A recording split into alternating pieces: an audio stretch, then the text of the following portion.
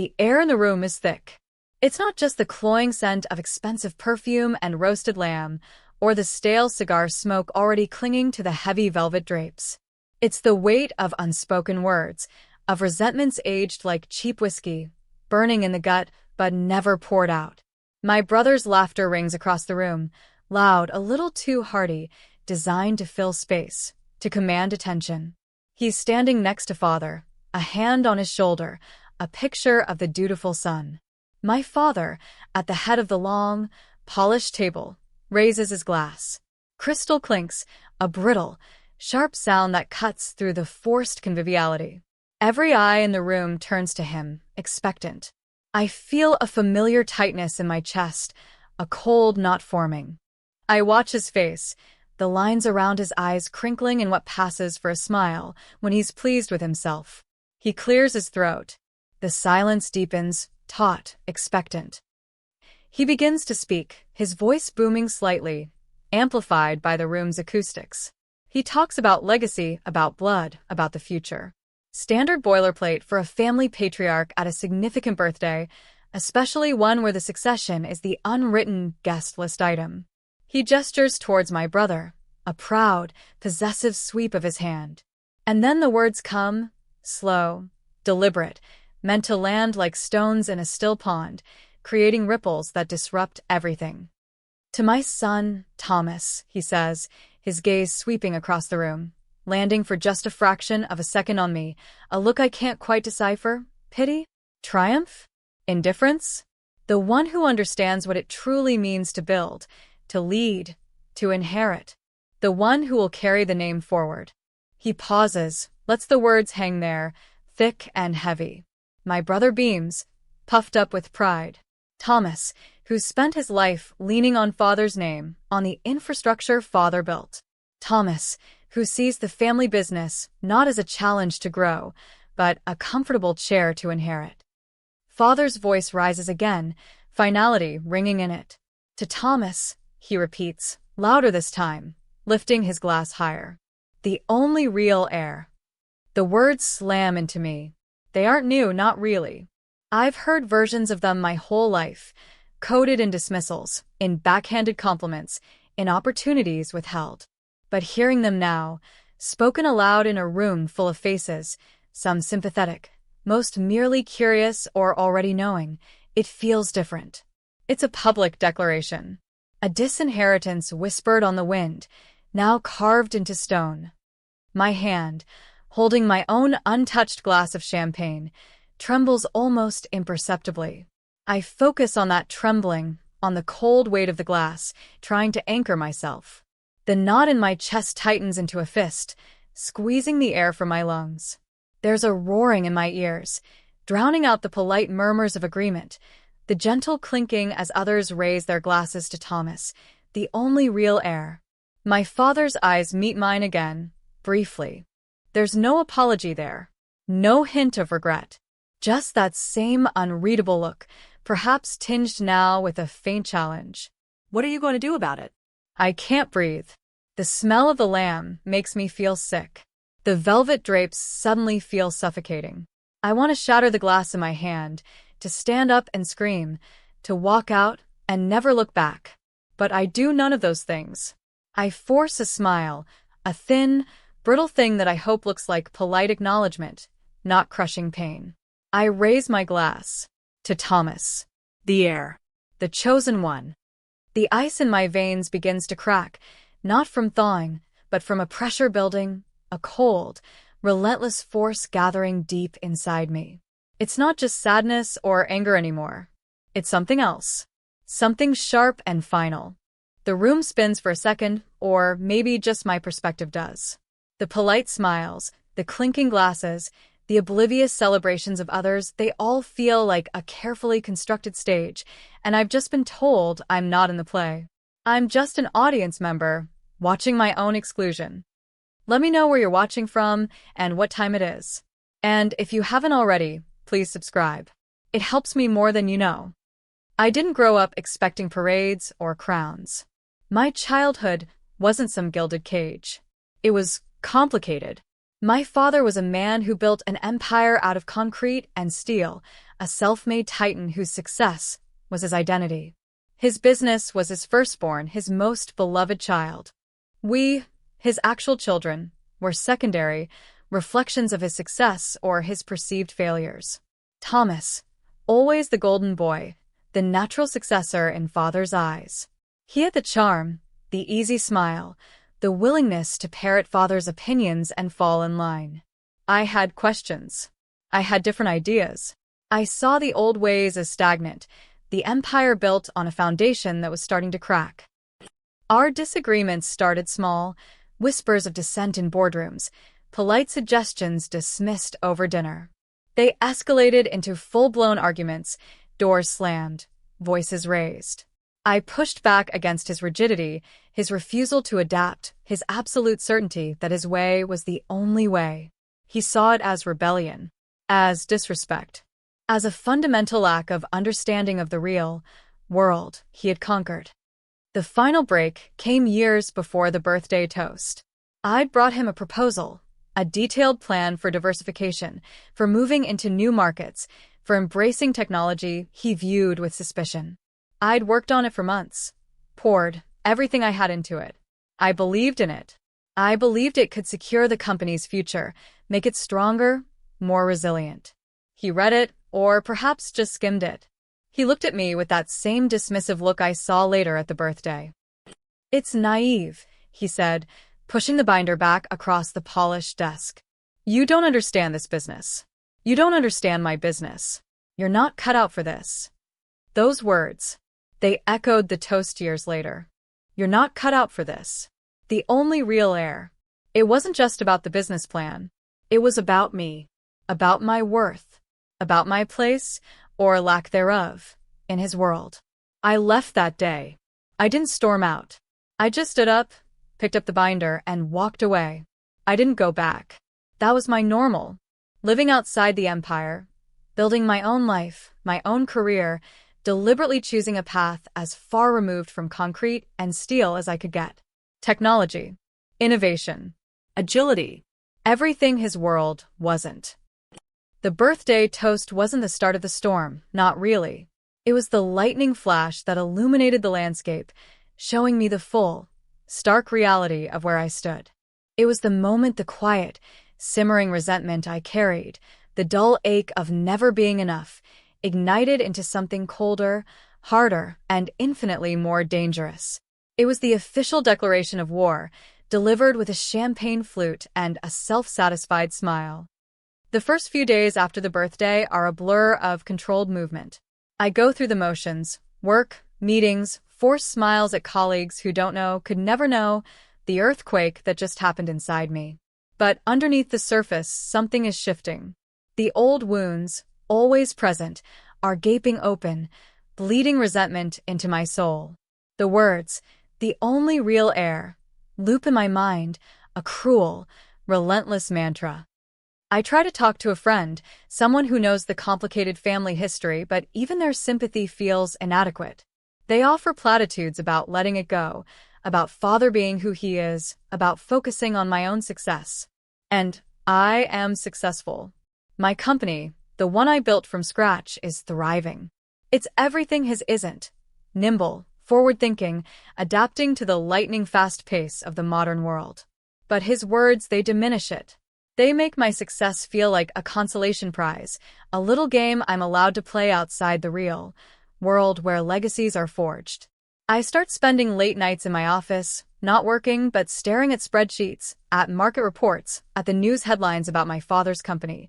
Sterling Holdings, they're still doing things the old way. Big, slow projects, relying on established relationships, resistant to change. They look solid from the outside, like a fortress. But I know, deep down, that the walls have hairline cracks. They just haven't been tested by a real storm yet. An idea begins to form, initially vague, almost unthinkable. It's born from the pain, from the feeling of being utterly dismissed, of being told I was fundamentally incapable of understanding or leading.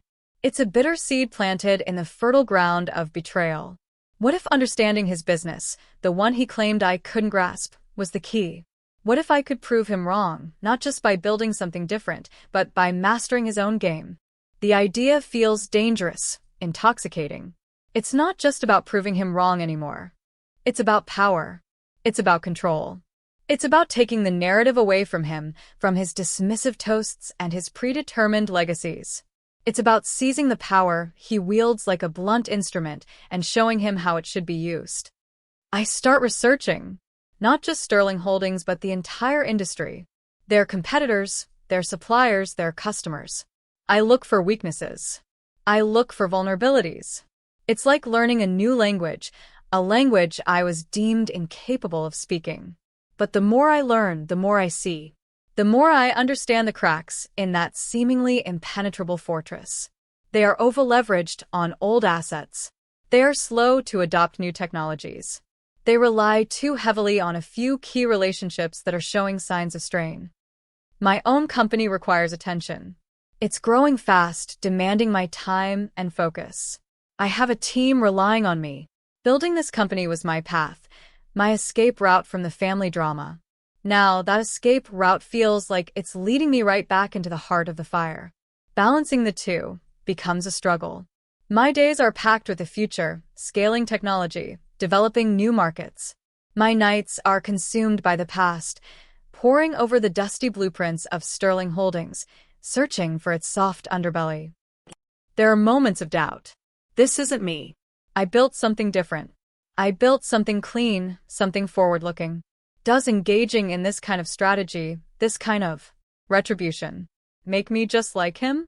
Does it mean I'm defined by his dismissal after all? These thoughts gnaw at me in the quiet hours before dawn. The line between proving them wrong and becoming them feels terrifyingly thin. My early attempts to understand the family business from the outside, to find a strategic angle, feel clumsy. I reach out to old contacts, people who used to work for father, people I haven't spoken to in years. Some are loyalists, wary, shutting down conversations quickly. Others are disillusioned, carrying their own scars from working under my father's demanding rule.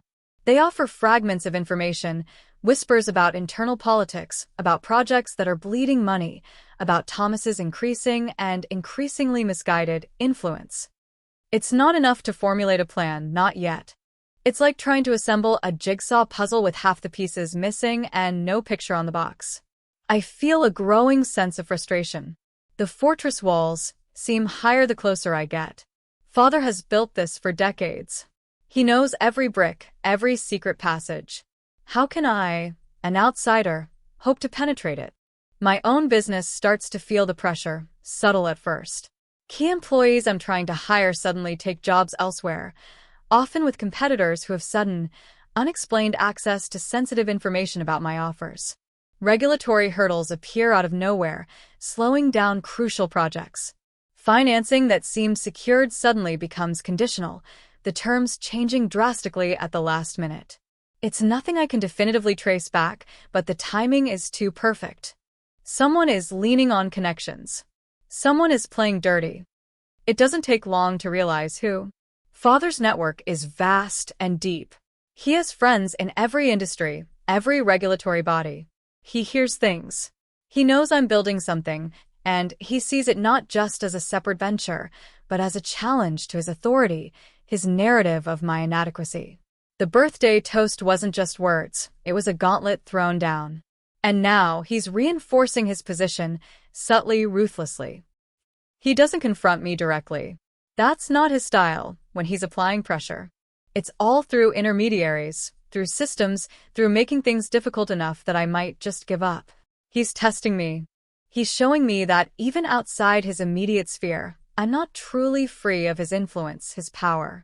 He's trying to force me back into the role he assigned me, the failed son who couldn't hack it. This escalation changes everything.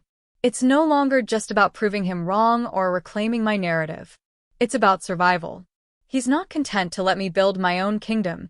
He wants to undermine it, to demonstrate that any success I have is only because he allows it, or because it's in a realm he deems insignificant. He's trying to cut off my air supply. The frustration gives way to a cold fury. I stop seeing the situation through the lens of hurt feelings and family drama. This is business. This is a fight for resources, for market share, for power. And if he wants to play this game, he'll find I'm a fast learner and I play for keeps. The rules he understands are the ones I need to master and then break. The pieces of the puzzle start to fall into place, but they reveal a darker picture than I initially imagined. Sterling Holdings isn't just old-fashioned, it's fundamentally unstable. Thomas's leadership isn't just misguided, it's actively destructive. He's making reckless decisions, chasing vanity projects, alienating longtime partners, and relying on father's reputation and sheer force of will to paper over the cracks. The company is bleeding cash, taking on unsustainable debt. They are a ship taking on water below the deck, while the captain throws lavish parties on the bridge. The subtle pressure on my own company intensifies.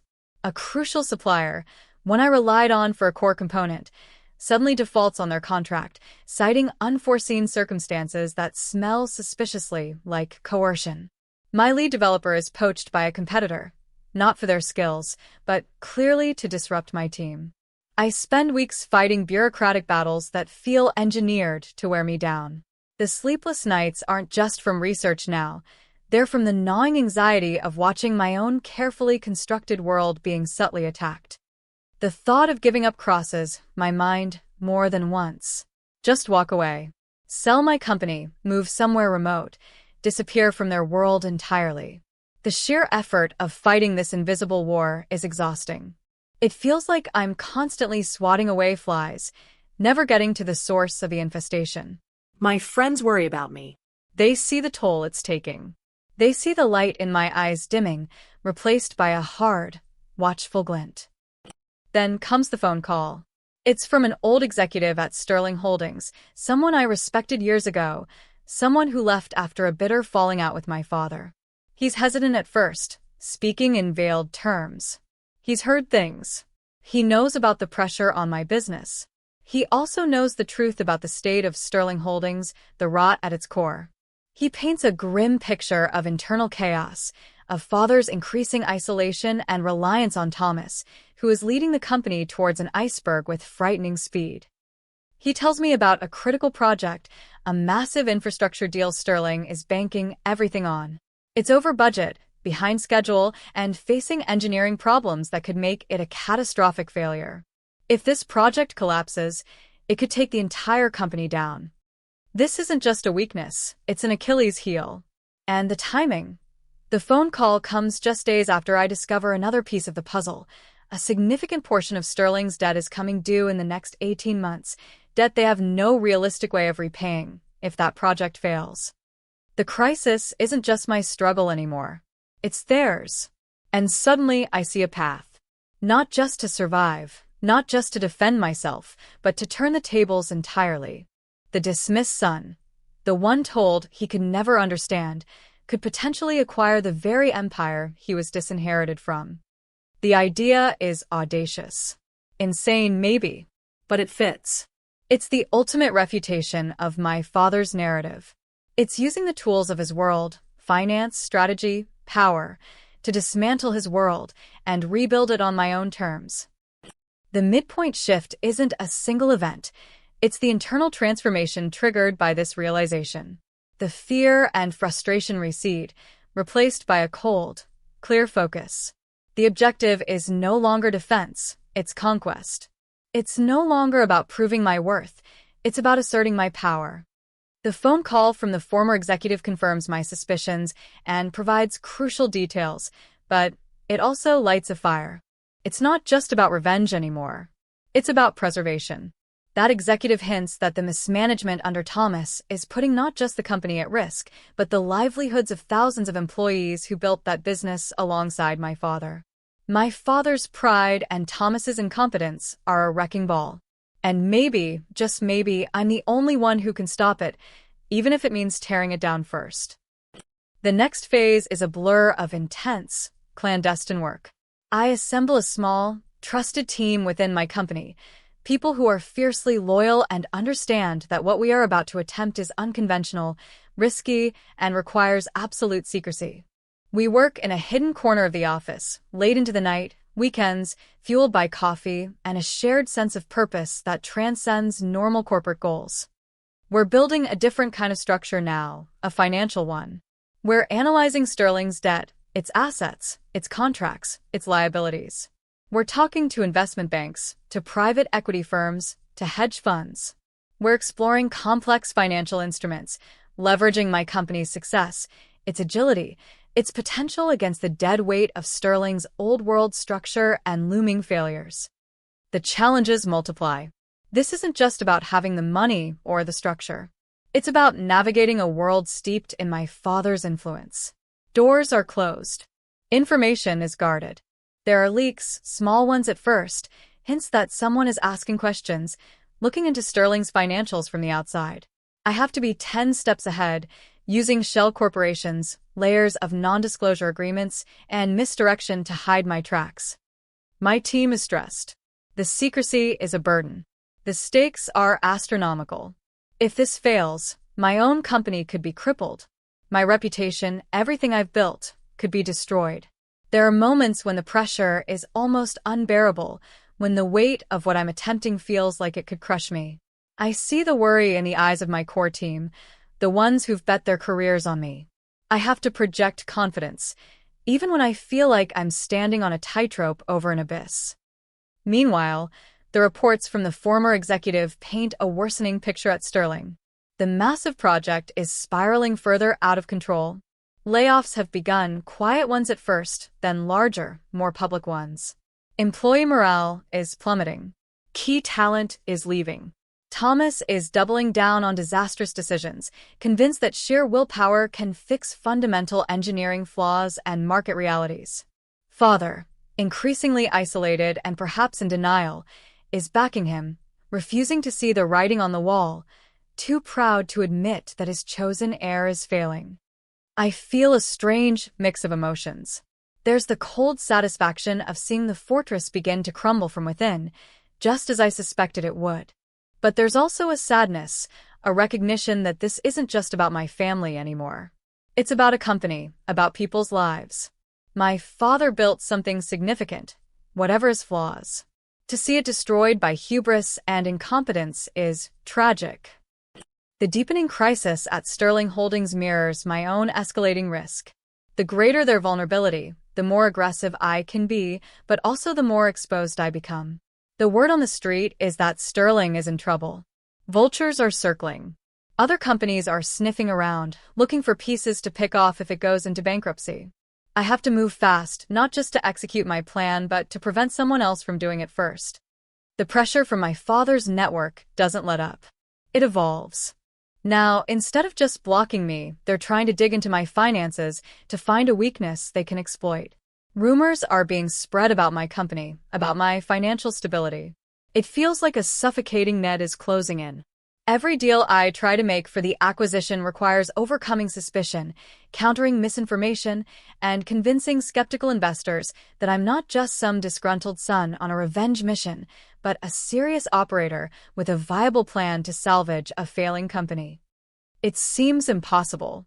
The complexity of the financial maneuvers, the layers of secrecy required, the constant battle against my father's influence.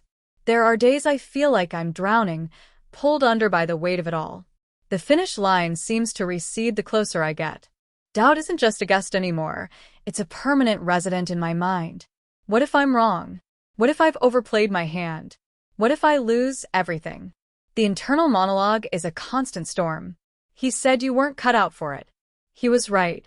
The voices of doubt, amplified by exhaustion and fear, are relentless.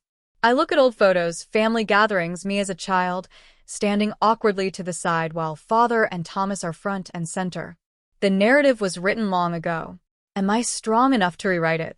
The lowest point comes when a key investor, someone I thought was committed, pulls out at the last minute, citing unforeseen market volatility and concerns about the sector. I know it's not the market. It's Father.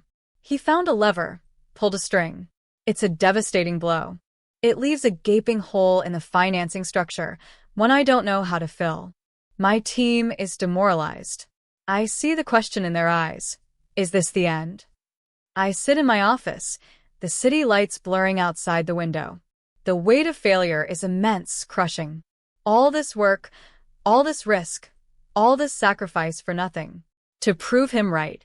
To confirm that I wasn't and never would be the real Heir. And then something shifts. It's not a sudden surge of energy or a miraculous solution appearing out of nowhere. It's a slow, internal hardening. A decision solidifying in the deepest part of my being. The despair doesn't vanish, but it's overlaid by a layer of ice. I look at the financial models, the acquisition plan, the gaping hole left by the departed investor. It's a mess. It's potentially ruined. But I also see the alternative. I see giving up. I see my father's triumphant face, Thomas smug by his side, the world continuing on his terms, my efforts reduced to a failed footnote. I see the people at Sterling Holdings, the ones whose jobs are on the line because of Thomas's incompetence.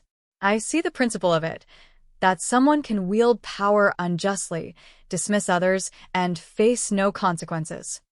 No. Not this time. The turning point is quiet, internal. It's the moment I stop asking if I can do this and start asking how I will do this, no matter the cost. The financing gap is huge, but maybe there's another way. A riskier way.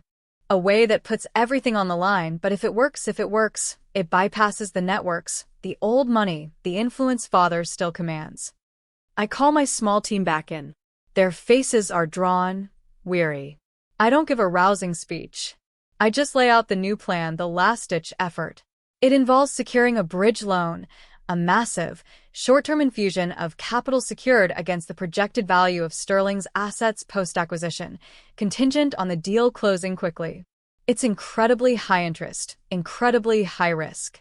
If the acquisition doesn't go through on the tight timeline, the penalties are crippling. It's a gamble of terrifying proportions. But it's a path.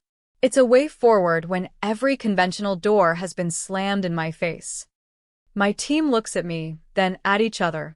There's silence. Then, slowly heads nod. They understand the risk. They also understand that this is the only move left. This is it. All or nothing. The air in the room changes again, not with despair this time, but with a grim, determined resolve. We have a window. Sterling is weaker than ever. The disastrous project is reaching its critical phase. The debt deadline is looming. We work with a frantic energy born of desperation and renewed purpose. Sleep becomes a luxury. The world outside shrinks to the screens in front of us, the hushed phone calls, the endless financial documents. The plan is intricate, relying on precise timing, on exploiting the weaknesses we've identified, on navigating legal and financial minefields. We target specific debt holders, the ones most anxious about Sterling's stability. We leverage information about the failing project, about Thomas's mismanagement, about the true state of the company, information my father has desperately tried to keep hidden. Every step is a battle. My father's people are fighting back, but they're fighting blind. They don't know what I'm doing, not specifically. They just know something is happening. They're flailing, trying to block everything, which makes them inefficient. Meanwhile, we are focused, surgical. The turning point solidified my resolve. I stopped trying to win my father's approval. I stopped trying to prove I was worthy of his legacy. I decided to take it, not out of spite, not entirely, but out of a cold, hard conviction that I could lead that company better, that I could save the jobs and the legacy he was about to destroy with his pride and favoritism. This became about responsibility, twisted though the path was, as much as it was about vindication. The day arrives. It's Thomas's birthday again. A year has passed since the toast that changed everything. The location is different this year, a grand ballroom in a luxury hotel, larger, more ostentatious than the family home. A clear signal of Sterling's supposed prosperity, a deliberate display of strength. I receive an invitation. An oversight? A subtle taunt? I don't know, and I don't care. I'm going. Not as a guest. Not as a spectator. I arrive late, slipping in unnoticed amongst the tail end of the arrivals. The ballroom is opulent, filled with the same faces as last year, plus many more, business partners, politicians, bankers. The air is different tonight. It's celebratory, louder, almost frantic. They are trying too hard. I can sense the underlying tension, the whispers about the difficulties Sterling is facing, drowned out by the forced gaiety. My father is at the head table, beaming. Thomas is next to him, accepting congratulations, basking in the glow. They look like conquerors. They look utterly oblivious. I find a spot near the back, a neutral corner where I can see the room without being easily seen. My phone is in my hand, vibrating intermittently with coded messages from my team, who are working remotely, monitoring the final stages of the complex financial maneuvers. The bridge loan is secured. The final offers are being made to the key debt holders. The clock is ticking down to the moment the deal closes. The dinner proceeds. Speeches are given, praising Thomas, praising my father's leadership, praising the bright future of Sterling Holdings. I watch them, a strange calm settling over me. All the anxiety, all the fear, all the struggle of the past year converges into this single point, this moment. I've done everything I can. The outcome is now in the hands of global financial markets, of complex legal processes, of the willingness of creditors to cut their losses. Then my father stands up. The room quiets. He's holding a microphone now, his voice projected across the ballroom. He begins his toast to Thomas. It's a repeat of last year, but grander, laced with more hyperbole about vision, about strength, about securing the future. He talks about overcoming challenges, about the resilience of Sterling Holdings, dismissing any rumors of trouble as the envious whispers of competitors. He paints a picture of an invincible empire, standing strong for generations to come, guided by his son, the rightful heir. He smiles, looks directly towards the back of the room, towards my corner, a deliberate, pointed look. And then he says the words again, amplified, echoing through the cavernous space. To Thomas, my son, the man who will lead Sterling Holdings into its glorious future. The only real heir. As the words hang in the air, as people begin to raise their glasses, my phone vibrates in my hand, a final, decisive buzz. I look down. The message is short, simple. 2 words. It's done. The world outside my small bubble of focus seems to slow down. I see my father's mouth still slightly open after the last word, his smile fixed. I see Thomas raising his glass, his chest puffed out. I see the faces of the guests, ready to drink, ready to applaud. I put my phone back in my pocket. I don't raise my glass. I take a deep breath. The calm is absolute now. Then, a disruption. Not from me. From the room itself. Whispers start, ripples of confusion. People are looking at their phones. Bankers, investors, board members sitting at the prominent tables near the front. Their faces are changing. Smiles are fading, replaced by looks of shock, disbelief. My father, still standing, sees the shift. His smile wavers. He frowns. He looks around the room, trying to understand the sudden change in atmosphere. Thomas, beside him, lowers his glass, a puzzled look on his face. A prominent banker at a nearby table drops his fork with a clatter that sounds deafening in the gathering silence. He stares wide-eyed at his phone. Another man stands up abruptly, knocking his chair over. He fumbles for his own phone, his face pale. My father's eyes are scanning the room, searching. He sees the reactions, the dawning horror on faces he knows. He doesn't understand. He looks at Thomas, who just shrugs, bewildered. Then, someone calls out, a voice loud with disbelief, cutting through the murmuring like a knife. What's happening? Another voice, clearer, closer to the front. Sterling Holdings, it's been acquired. Acquired? The word spreads like wildfire. Confusion turns to panic. People are talking loudly now, looking at their phones at each other. Acquired by who?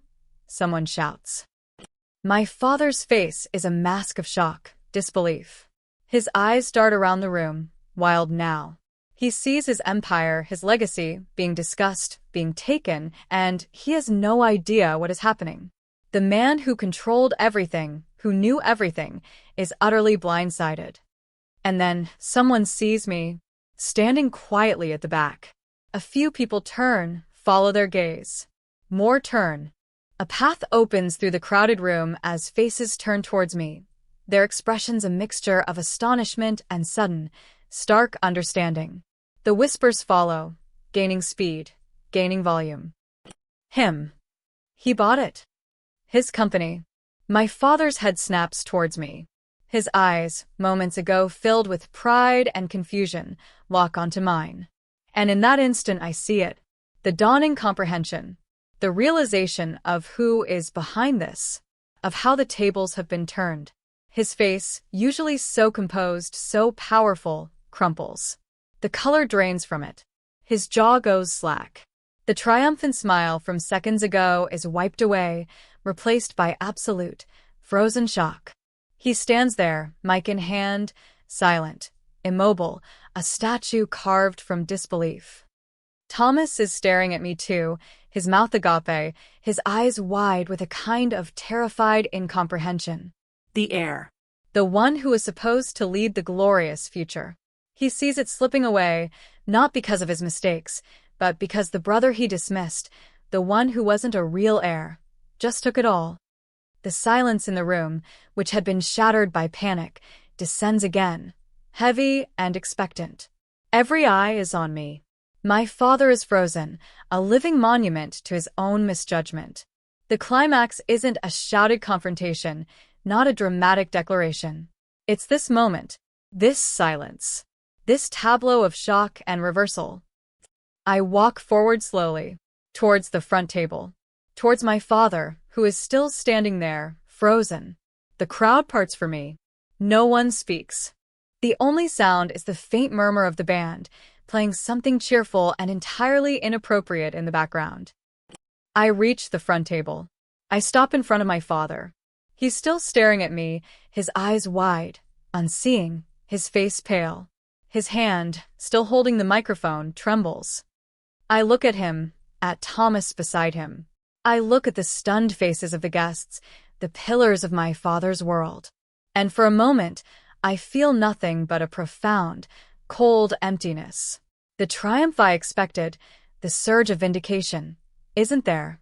Just this strange, heavy quiet. I finally speak, my voice clear, steady, amplified by the microphone my father is still holding, too shocked to lower. I don't raise it, don't adjust it. I just speak into the air near it, letting it carry my words. You toasted to the only real heir, I say, my voice devoid of emotion. You said I wasn't cut out for it. You said I didn't understand your business. I pause, letting my gaze sweep across the stunned faces in the room, then back to my father, who is still frozen listening, his eyes fixed on mine. You were wrong, I state simply. I understood it perfectly. I understood its weaknesses. I understood its vulnerabilities. And I understood that you were letting it die. I look at Thomas, still gaping. And I understood that the real heir was going to sink the ship. I turn back to my father. His eyes seem to be pleading now, or perhaps just lost. You built an empire. I continue, my voice still calm, almost clinical. But you built it on old ground, with old tools. And you failed to see the world changing. You failed to see the cracks. You failed to see that relying on blood and loyalty wasn't enough. That competence matters. Vision matters. I take a small step closer. You dismissed me because I saw things differently. You tried to break me because I wouldn't conform. You declared me unworthy, not an heir. I look around the room one last time. Today, I announce, my voice ringing with quiet authority, my company acquired Sterling Holdings. Every asset, every contract, every debt. I look back at my father, his face a mask of despair. Your empire is now mine. The silence that follows is absolute, broken only by the distant sounds of the hotel outside the ballroom doors. My father remains frozen, the microphone a dead weight in his hand. His gaze is locked on mine, but he doesn't seem to see me. He seems to be looking into an abyss. I step away from the table. I don't need to say anything more. The legal notices are hitting the news wires now. The financial world is already buzzing. The acquisition is public. It's real. I turn and walk toward the exit. No one tries to stop me. The crowd remains frozen, watching me go. As I reach the doors, I hear a sound behind me. A strangled gasp. Then, a chair scraping against the floor. My father. He's collapsing. But I don't turn back. The aftermath is a maelstrom. News crews descend on the hotel. Sterling Holdings is in chaos. My father is reportedly taken to the hospital, suffering from shock. Thomas is nowhere to be found. The board members, the executives, the loyalists who toasted to the real heir a year ago are scrambling, trying to understand what happened, who I am now, what this means for them. I spend the next few days in lockdown with my team, managing the transition. It's immense, complicated work. Integrating two disparate companies, navigating the legal and financial fallout, addressing the terrified employees of Sterling Holdings who suddenly have a new, unexpected owner. My focus is entirely on the business, on the future. The emotional wave of the birthday party, the confrontation, is pushed down, compartmentalized. There's no time for it. But the silence of the nights brings it all back. The image of my father's frozen face, his collapsed form, the words he spoke, the words I spoke. It was a victory, yes. An undeniable, complete turning of the tables. I didn't just survive his attacks. I took the very source of his power. I didn't just build something bigger. I absorbed his world into mine. The victim, one, and one bigger than anyone, including him, could have possibly imagined. He was blindsided by my capability, by my strategy, by the network I built outside his view, and by his own arrogance in assuming he knew my limits. But it's a victory laced with an unexpected bitterness. The empire I now control is deeply troubled. It requires massive effort, painful restructuring, difficult decisions. It's not a clean slate. It's a salvage operation. And the cost is the final, absolute severing of any hope of reconciliation, of family. The bridge is not just burned, it's been vaporized. I stand in what used to be my father's office. It's vast, sterile, filled with heavy, old furniture. I sit in his chair. It feels empty. The power is here, yes, but it's a lonely power. I look out the window at the city skyline. I remember being that child, looking up at the buildings, wanting to be part of something, wanting his approval. Now, I own the building, but the approval is gone forever. The employees of Sterling Holdings look at me with wary eyes. Some see a savior, someone who stepped in before Thomas drove the company into the ground. Others see a conqueror, a ruthless son who destroyed his father. The narrative is out of my hands now. People will interpret this story however they need to. I inherited not a thriving empire, but a wounded beast. My task is to heal it, to adapt it, to lead it into a future that looks nothing like the past my father envisioned.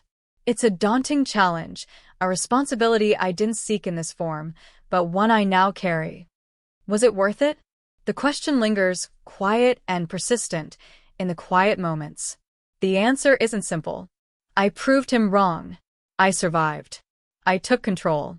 I secured the future of a company and its employees. But I lost my family, irrevocably. The only real heir ended up inheriting everything, but at a price measured not in dollars, but in silence, in distance, in a profound sense of finality. The bitterness of the initial betrayal is still there, a foundation layer, but on top of it is built this complex structure of responsibility, challenge, and a strange, quiet sorrow for what was lost, even if it was never truly mine to begin with.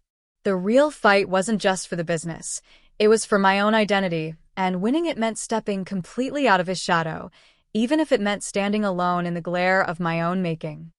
If this story hit close to home, if you've ever felt dismissed, overlooked, or had to fight for your place in the world, I'd love to hear your version in the comments below. Thanks for being here. Subscribing helps bring more of these stories to life.